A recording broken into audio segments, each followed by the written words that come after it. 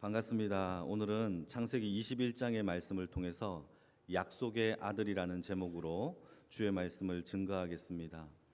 여러분, 우리 지난 시간에 아브라함에 대하여 20장 아브라함이 믿음으로 선 줄 알았지만 그가 헤브론을 떠나 그랄 땅에 가서 24년 전에 실패했고 넘어졌던 그 실수를 다시 아브라함이 되풀이하는 것을 우리가 지난 시간에 살펴보았습니다. 그래서 우리가 말씀 가운데 기억해야 될 것은 우리가 선 줄로 생각될 때에 가장 조심해야 될 시간이에요. 내가 뭔가 됐다라고 생각할 때에 우리가 가장 조심해야 될 것은 넘어질까 조심해야 한다라는 사실이죠. 그래서 우리가 날마다 구해야 될 것은 오직 한 가지인데 그것은 하나님의 긍휼과 아버지의 자비하심을 날마다 구하는 겸손한 인생이 되어지기를 축복합니다. 우리가 받은 구원은, 여러분, 성경에서 말하고 있는 우리의 구원은 우리의 노력이나 행위로 일어난 구원이 아니에요. 하나님의 전적인 선물입니다. 그렇기 때문에 우리가 하나님께 받은 선물로 구원을 받았기 때문에 이 땅을 살아가는 삶의 양식도 하나님의 은혜로 살아가는 것밖에 없다라는 것이죠. 예컨대 이스라엘 백성들이 애굽을 나올 때, 출애굽을 할 때에 이스라엘 백성들이 했던 노력이나 행위는 없었어요. 그의 구원은 다 하나님께서 하신 거예요. 10가지 재앙이 이스라엘 백성들이 만들어낸 재앙이 아니라 하나님이 강권적으로 이스라엘을 구원하기 위하여 애굽을 치신 하나님의 재앙이었단 말이죠. 장자의 죽음도, 또 유월절의 사건도, 어린 양의 피를 발라 그들이 구원받은 것은 하나님의 전적인 은혜입니다. 홍해가 갈라진 것, 하늘에서 만나가 떨어진 것, 구름 기둥의 인도하심도 다 하나님의 은혜였다라는 것이죠. 은혜의 문을 하나님이 그들에게 열어주셔서 이끌어내신 구원이란 말이죠. 그런데 이스라엘 백성들이 받은 은혜의 구원을 망각하는 순간부터 어떤 일이 벌어지느냐? 스스로 타락하여 이 광야 땅에서 하나님을 원망하고 불신하기 시작해요. 그러면서 여러분, 이스라엘 민족이 광야 땅에 하나님이 보내신 이유가 그들을 제사하는 백성으로 만들겠다라는 하나님의 약속과 강권적인 이끄심으로 그들을 이끌어냈지만, 여러분, 광야에서 이스라엘 민족이 하나님을 제일 먼저 예배를 드렸느냐? 아니에요. 금송아지를 만들어서 제일 먼저 드린 예배는 우상 숭배였어요. 뿐만 아니라 여러분, 부올이라는 땅에서 바알이라는 신을 음행하는 사건도 벌어져요. 여러분, 이스라엘 백성들이 은혜로 구원받았지만 그들이 하나님의 은혜를 망각하는 순간부터 그들은 하나님을 버리고 불신하고 원망하며 우상을 숭배하는 그들의 삶의 모습으로 전락했단 말이죠. 그 결과가 어떤 결과가 벌어졌느냐?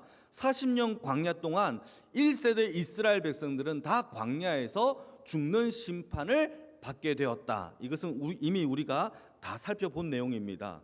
이 부분에 대하여 사도 바울이 고린도전서에서 이것을 해석해 놓은 장면이 나오는데 한번 읽어볼까요? 고린도전서 10장 2절에서 5절까지인데 우리 천천히 한번 읽어주시기 바랍니다. 시작.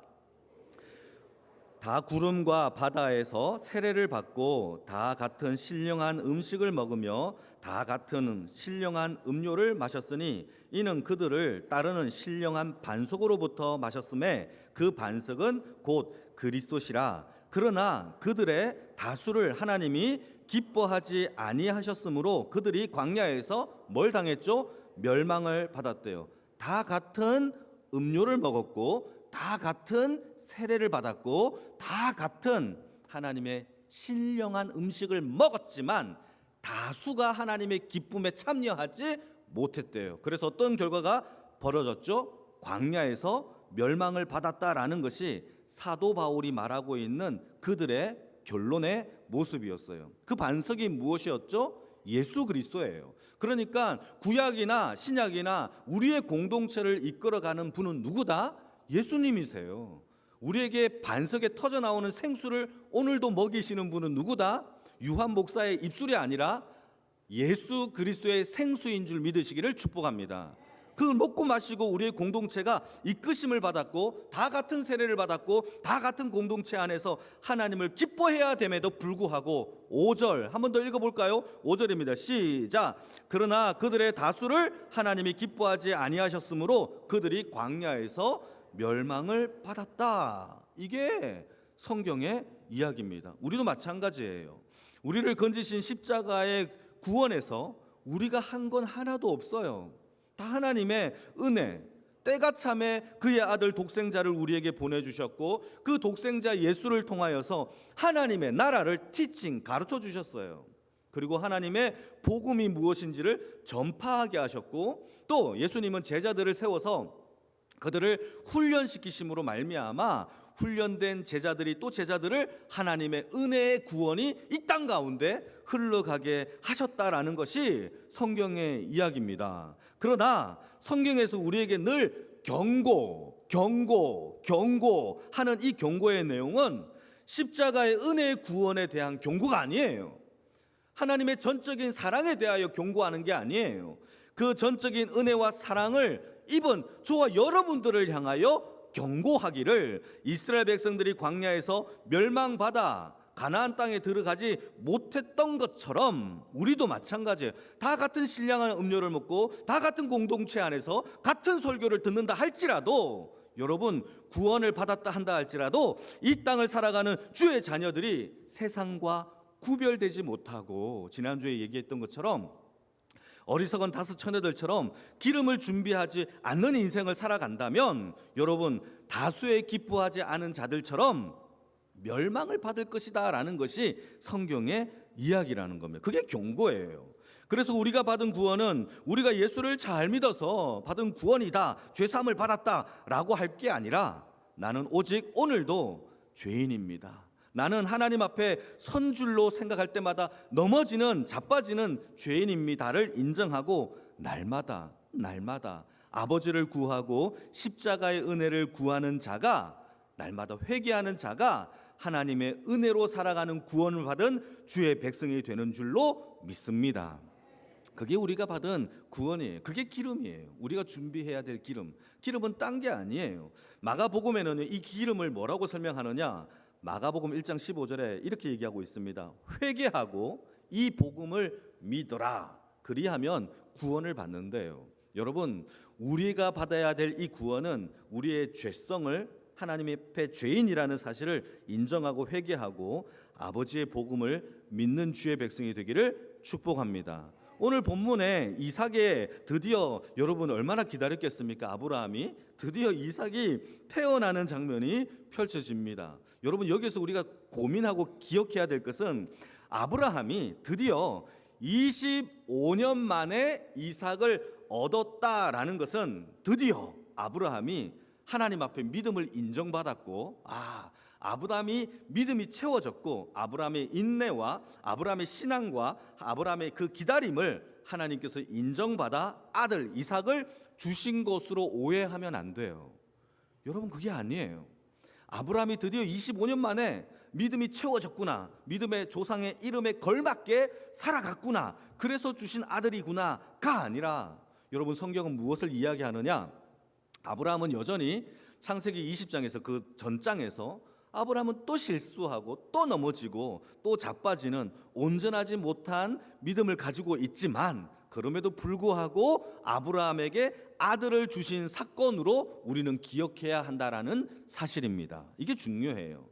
여러분 지난주에 여러분 똑같은 실패를 두 번 했던 것들을 여러분 기억나십니까? 창세기 12장에서 아브라함은 또 실패했고 또 20장에서 또 실패하는 24년 만에 또 실패하는 아브라함의 실패를 우리는 살펴봤어요.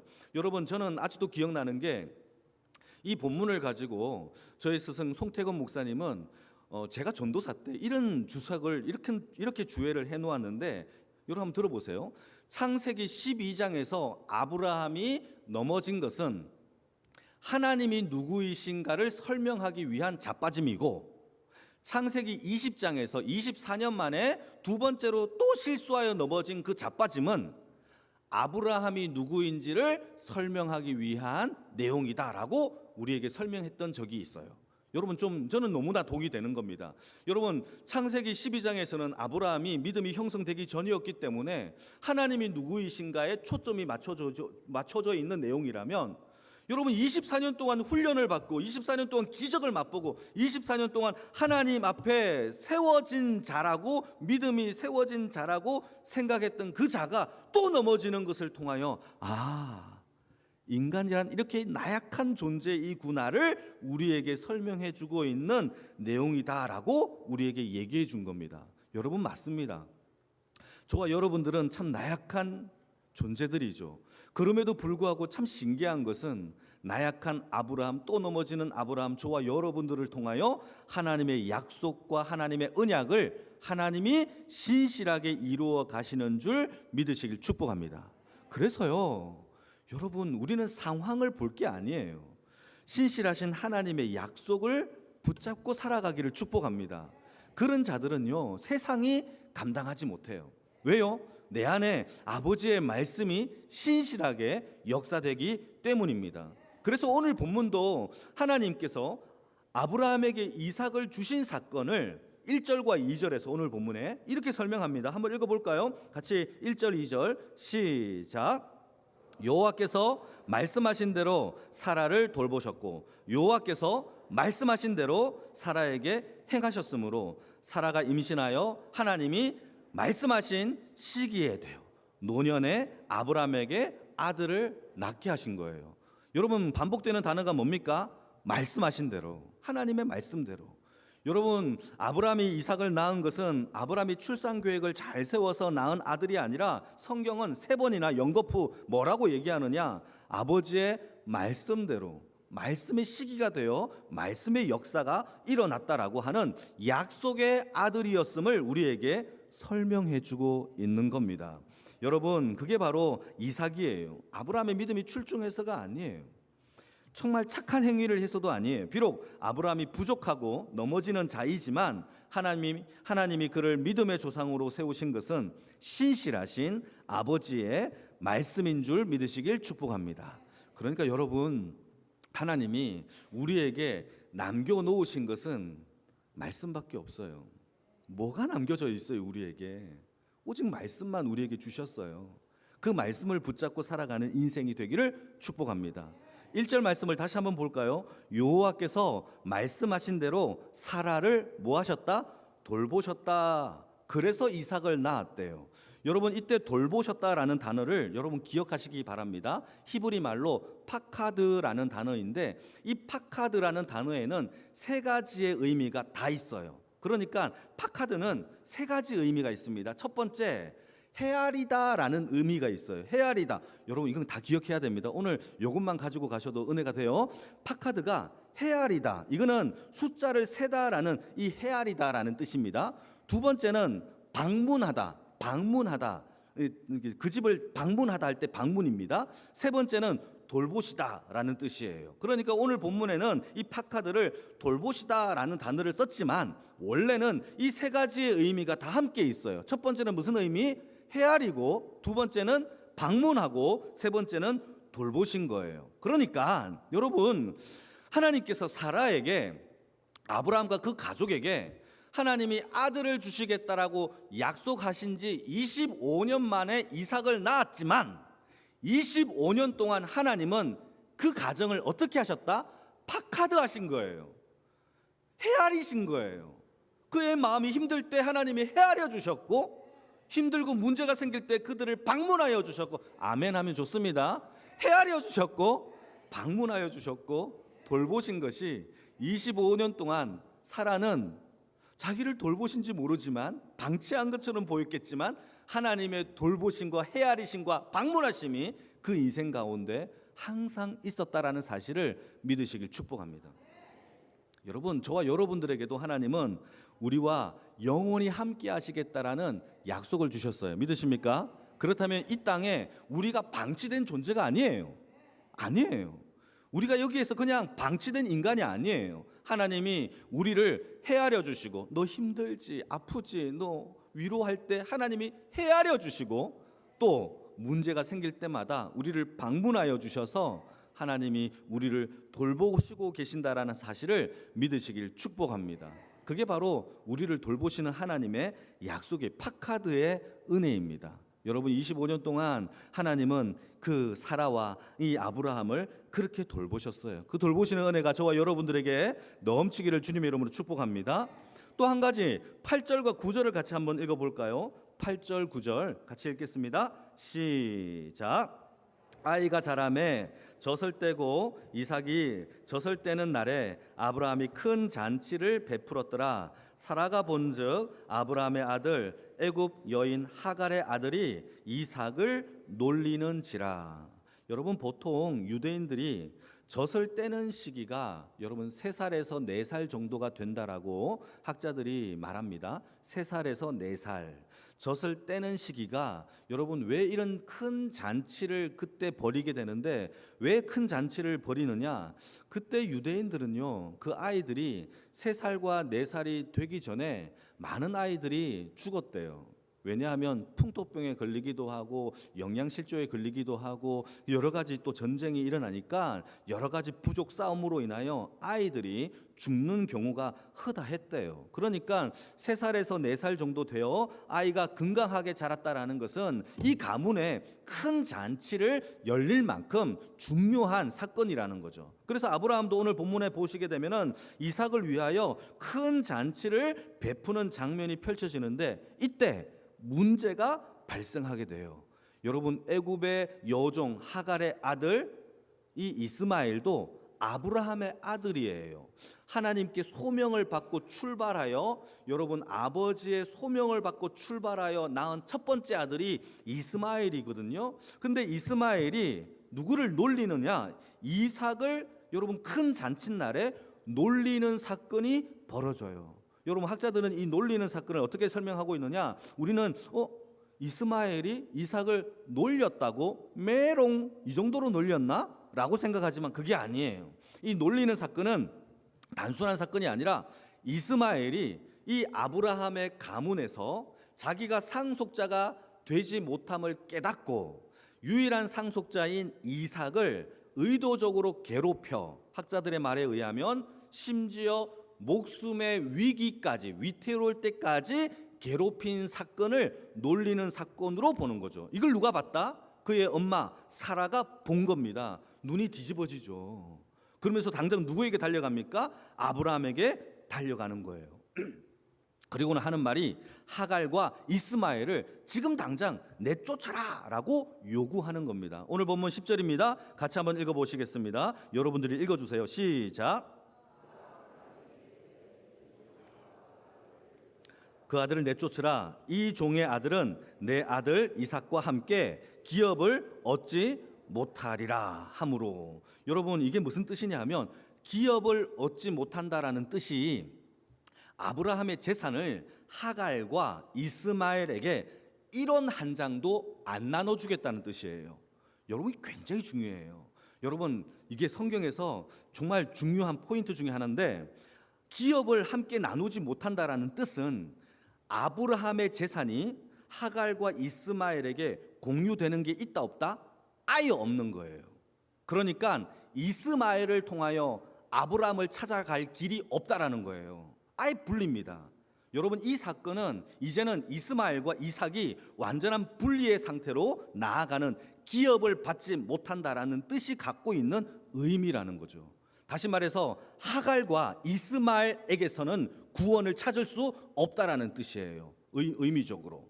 여러분 그러자 여러분 아브라함이 마음에 근심이 막 찾아오기 시작합니다. 어떻게 그래도 내 첫째 아들인데 내가 14년 동안 이 아들을 내 아들로 품고 살았는데 하면서 근심하기 시작할 때에 하나님이 아브라함에게 12절에 말씀하시기를 같이 한번 읽어보겠습니다. 시작. 하나님이 아브라함에게 이르시되 내 아이나 내 여종으로 말미암아 근심하지 말고 사라가 내게 이른 말을 다 들으라. 이삭에게서 나는 자라야 내 씨라 부를 것임이니라. 여러분 이게 뭡니까? 하나님이 아브라함에게 약속하신 유일한 덧선 그 아들은 누구냐? 이삭밖에 없다라고 하나님이 아브라함에게 말씀해 주시는 거예요. 그러자 그 말씀에 힘을 얻어 아브라함이 하갈과 이스마엘을 자기 가문에서 완전하게 내쫓아내는 사건이 오늘 본문 속에 벌어지는 거예요.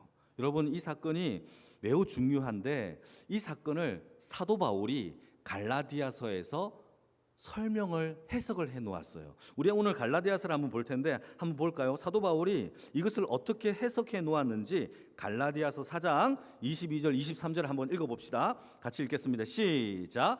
기록된 바 아브라함에게 두 아들이 있으니 하나는 여종에게서 하나는 자유 있는 여자에게서 낳다 하였으며 여종에게서는 육체를 따라 낳고 자유 있는 여자에게서는 무엇을 따라? 약속을 따라 말미암았다라고 이야기하는 거죠.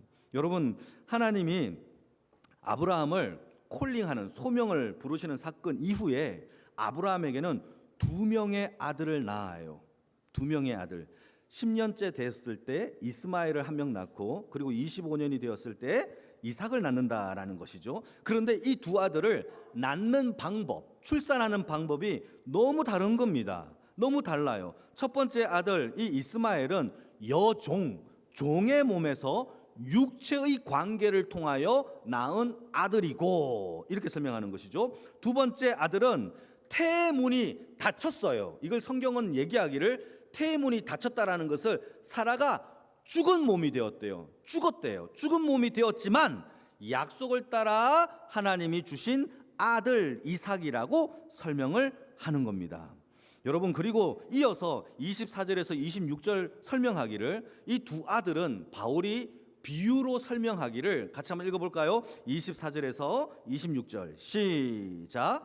이것은 비유니 이 여자들은 두 언약이라 하나는 시내산에서부터 종을 낳은 자니 곧 하갈이라. 이 하갈은 아라비아에 있는 시내산으로서 지금 있는 예루살렘과 같은 곳이니 그가 그 자녀들과 더불어 종노릇하고 오직 위에 있는 예루살렘은 자유자니 곧 우리 어머니라. 여러분, 이게 조금 어려울 수 있는데 제가 조금 더 쉽게 해석을 하자면 이런 겁니다. 사도 바울이 아브라함이 낳은 아들은 두 명이 있는데 이 두 아들은 비유인데 두 언약이다라고 설명하면서 첫 번째 아들은 이스마엘로 시내산에서 모세가 율법을 받은 것처럼 이스마엘은 육체를 낳는 율법과 같다라고 설명합니다. 여러분, 율법이 뭐죠? 율법은요, 요구하는 것이 오직 한 가지예요. 모든 율법을 다 지키는 것. 율법은요, 우리에게 한 가지를 요구해요. 율법 지키는 것. 우리의 상태, 우리의 아픔, 우리의 어떤 형편. 그런데 율법은 관심 없어요. 저 오늘 힘든데요. 안 돼. 무조건 지켜. 이게 율법이 요구하는 거예요. 그러니까 육체의 행위로 지켜내는 것이 율법입니다. 그러니까 율법은 무엇을 요구하죠? 육체의 행위, 육체의 아들이 되는 거예요. 반면에 두 번째 아들인 이삭은 예루살렘이 낳은 아들로서 예수 그리스도를 의미합니다라고 사도 바울이 얘기하죠. 여러분, 예수 그리스도가 우리에게 요구하는 것이 뭐죠?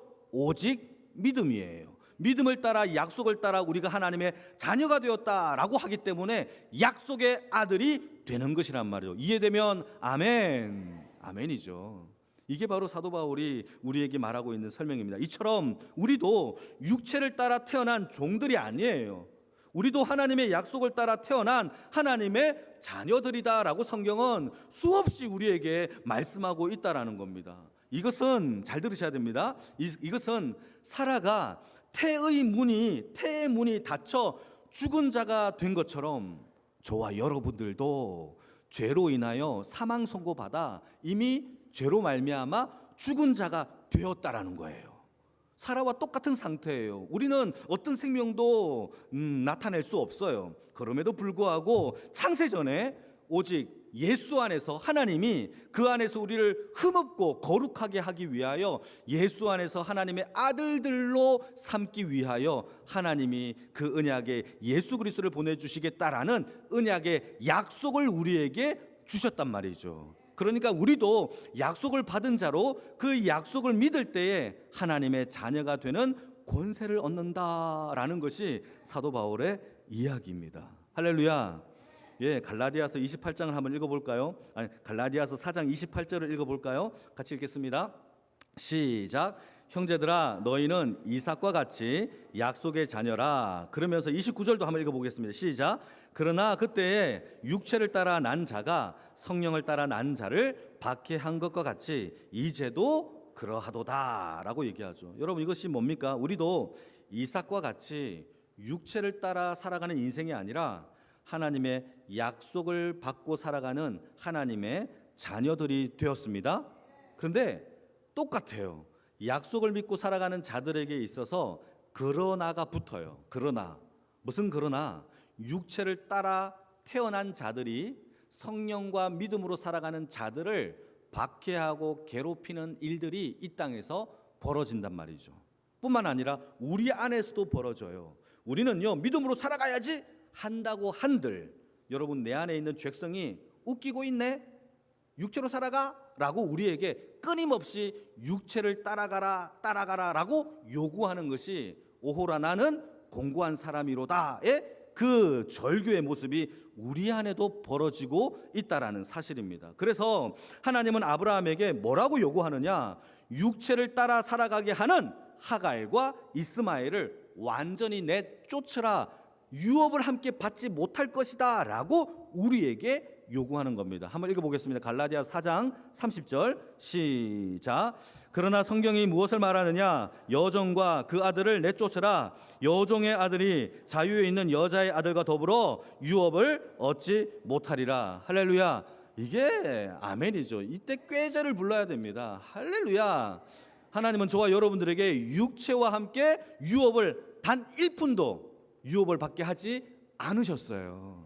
우리는 오직 믿음으로 말미암아 하나님의 자녀가 된 줄 믿으시길 축복합니다. 질문: 여러분들은 육체의 아들입니까? 그러면 약속의 아들입니까? 약속의 아들이죠. 근데 문제는요, 우리가 이 땅을 살아갈 때에 세상은 육체로 살기가 더 쉬워요. 그렇지 않아요? 여러분 약속을 믿고 기다리는 게 얼마나 힘들어요. 얼마나 힘듭니까? 근데 여러분 세상은요 내 뜻, 내 생각, 내 판단, 내 뜻대로 살아갈 때 최적화되어 있어요. 쉽게 해결될 수 있어요. 돈이면 해결될 수 있어요. 인맥이면 해결될 수 있는 이런 세상이란 말이죠. 가서 한 방이면 해결돼요. 그러면 됩니다. 버럭 화를 내면 금방 해결될 것 같아요. 그러한 세상 속에서 우리가 최적화되어 있는 세상을 살고 있단 말이죠. 반면에 약속의 아들들은 뭡니까? 기다려야 돼요. 이런 상황이 뭔지도 모른 채 기다려야 돼요. 하나님 왜 여기입니까? 왜 이렇습니까? 라는 걸 모른 채 기다려야 돼요. 안 보여도 기다려야 돼요. 왜 저에게 이런 아픔이 있습니까? 왜 이런 질병이 왔습니까? 기다려야 돼요. 그러니까 이 땅을 살아갈 때 여러분 얼마나 육체로 살아가는 것이 쉽겠습니까? 그러나 여러분 하나님의 약속을 믿고 살아가는 인생이 되어지기를 축복합니다. 이런 전환이 거듭남이에요. 거룩한 변화예요. 하나님의 긍휼을 품고 살아가는 기름을 준비하는 주의 인생이 되는 줄로 믿으시길 축복합니다. 그래서 성경에서는요 우리에게 아버지의 약속을 따라가는 그런 인생에게 오직 한 가지를 요구하는데 그것은 뭐냐? 내 시간, 나의 노력, 내 의지 그것을 죽이라 라고 하는 거예요. 내 지체를 죽이라. 내 몸을 쳐서 KO, 다운시켜라. 이것이 성경의 얘기입니다. 오직 내가 죽을 때 내 안에 하나님의 약속이 살아나 역사가 되는 줄로 믿으시길 축복합니다. 그래서 예수님도 제자의 조건을요 딱 한 가지로 요구합니다. 한번 읽어볼까요? 마태복음 16장 24절인데요 같이 한번 읽겠습니다. 시작. 이에 예수께서 제자들에게 이르시되 누구든지 나를 따라오려거든 자기를 부인하고 자기 십자가를 지고 나를 따라오래요. 자기를 부인하래요. 나는 아무것도 아닙니다. 나는 아무것도 아닙니다. 그리고 자기 십자가는 내 관을 들고 다니라는 거죠. 내 십자가라는 것은 내가 죽을 자리를 들고 다니라는 거예요. 그러니까 내가 부인되고 내 죽을 자리를 들고 다니는 것 모두 다 죽음, 내가 죽는, 지체가 죽는 것을 요구하고 있는 것이 제자의 조건인 거예요. 여러분 이것이 예수님을 따라다니는 제자들의 모습이라는 거죠. 우리의 출생은 처음부터 하나님의 약속을 받고 하나님의 언약대로 하나님의 자녀가 된 줄로 믿습니다. 그렇다면 이 땅을 살아가는 삶의 법칙도 약속이고 하나님의 은혜이고 하나님의 능력을 믿고 살아가는 거죠. 어쩌면 내 방법, 내 수단, 내가 먼저 나가는 이 나의 욱하는 것, 이것을 죽이는 것이, 내쫓아내는 것이 쉽지 않아요. 그래서 아브라함도 이스마엘과 하갈을 내쫓을 때 근심했어요. 이 근심될 일이란 말이에요. 난 안 되니까. 그러나 여러분, 하나님의 약속을 믿고 내쫓아내는 주의 능력이 우리 안에 생성되어질 줄로 믿습니다. 내가 하지 못합니다. 내 안에 예수를 믿을 때에 내 안에 내주하시고 충만하시는 성령님이 우리 안에서 하나님의 약속과 하나님의 언약과 하나님의 신실하신 능력이 우리 안에서 역사되어질 줄로 믿으시기를 축복합니다. 그게 바로 하나님의 약속을 믿고 살아가는 자들의 모습인 줄 믿습니다. 같이 한번 기도하겠습니다.